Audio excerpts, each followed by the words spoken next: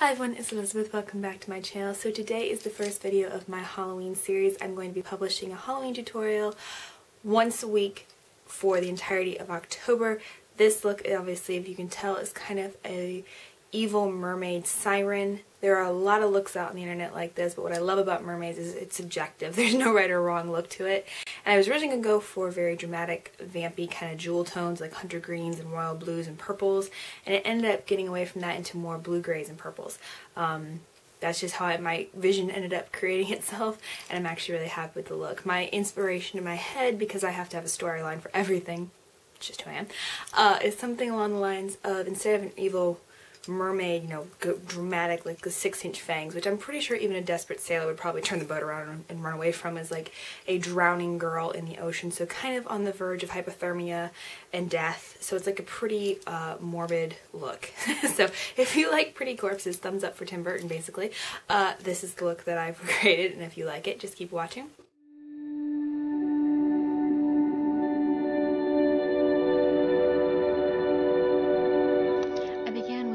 Lotion and a little bit of lip balm just to prep my skin. It helps your makeup go on a little more smoothly, and just use a little bit of concealer to cover up any blemishes I had. I then took a MAC paint pot, which in this beautiful silvery blue color, and using my fingertip, I just applied that to my eyelid and up into my crease as a base.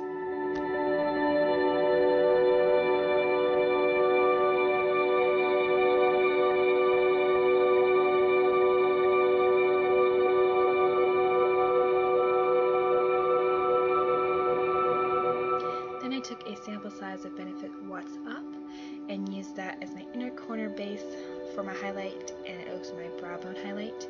Using cream products first and going over them with powder will help your makeup last an extremely long time. Then I took a eyeshadow from MAC in the shade Tilt, which is a beautiful cornflower blue, and I just buffed that all across the paint pot from my lid up into my crease using a crease brush. Like I said, it's a very soft, blown out look. It's not going to have any harsh lines. Then I took MAC Eyes, which is a luster finish, so I used a sponge tip applicator to apply that to my inner corner. It's a beautiful blue shot through with some gold. And on my fingertip, I apply that to the ball of my eye to catch the light. Then I took a dark plum color to deepen up my outer corner of my eye and a little bit in my crease.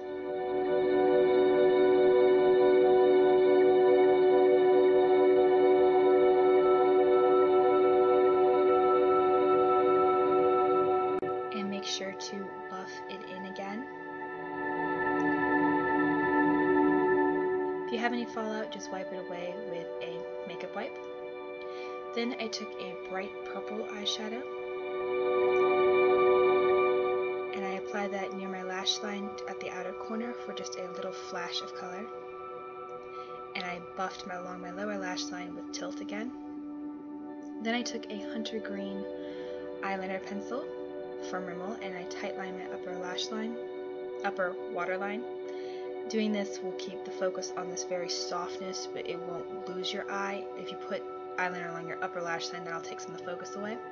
And then I tightline my lower waterline with a turquoise color, also from Rimmel.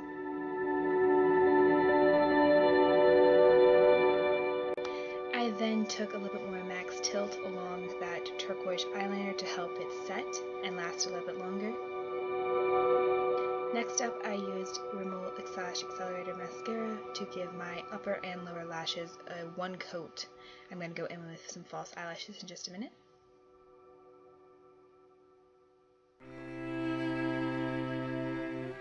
I'm just using Ardell Wispies and a little bit of Duo Lash Glue, and the trick with false lashes is just to make sure that you give the glue some time to get tacky. Lay it along your lash line, let the middle part set, and then tuck in your outer corners and then your inner corners. And then I went back in with some blue eyeshadow, that MAC Tilt again, to just help disguise the band and any white glue that might remain. After that, I'm using Rimmel Match Perfection Concealer just in a little triangle area to bring some light up under my eyes. And I'm blending it in.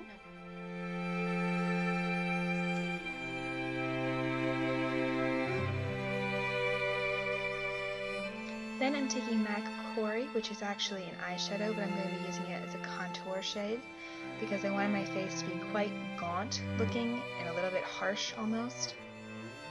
So I'm applying that in quite a sharp line, but I will buff it out a little bit.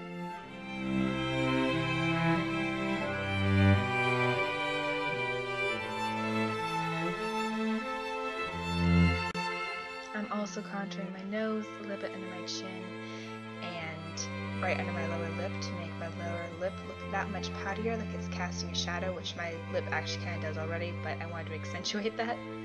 And I used just a regular kabuki brush to buff out, so it looks slightly less harsh.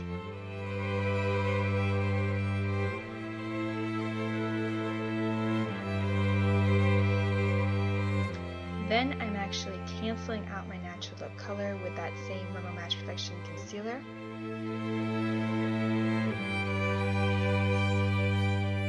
And my favorite part of the look, I'm taking a Sephora brand eyeliner with this iridescent purple with like a duochrome blue flash, and I'm using that as my lip color.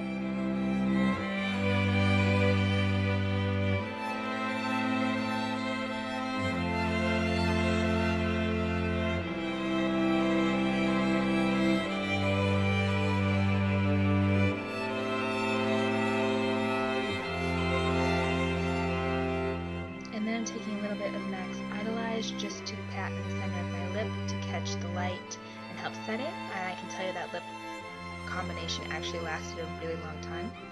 Then I'm taking a little bit of a pink glitter. I'm adding this so it looks kind of like a flash of scales, a flash of water, because it makes your cheekbone look very wet. And I'm essentially using this the way one would use highlighter. And it's Halloween, it's fun to use glitter. Then I'm going in with a silver loose glitter. The pink one actually has a cream base, so this helps the loose glitter stick to it. And this looks a lot like Mermaid's Tears to me. And fish scales.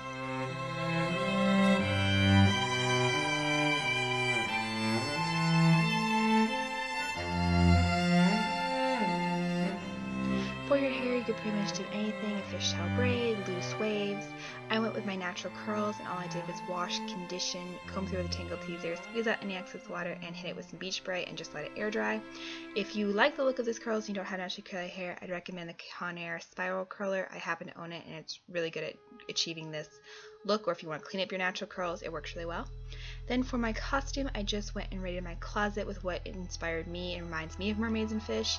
If you don't have anything in your closet that's like that, I'd recommend maybe actually buying a costume. Otherwise, just raid your closet and have fun with it. I just took a silver lame dress and layered it over a black sequin skirt with this really cool fringe that reminds me of decaying seaweed, which I like, maybe not to everyone's style. And then I took these platform bronze shoes that are actually snakeskin, but they look like fish scales to me. So this is my interpretation of a mermaid at land, I guess. Or you could just, hide under a table for the rest of the evening and no one would know you don't actually have a fishtail. It's a possibility. Just don't let them catch you walking.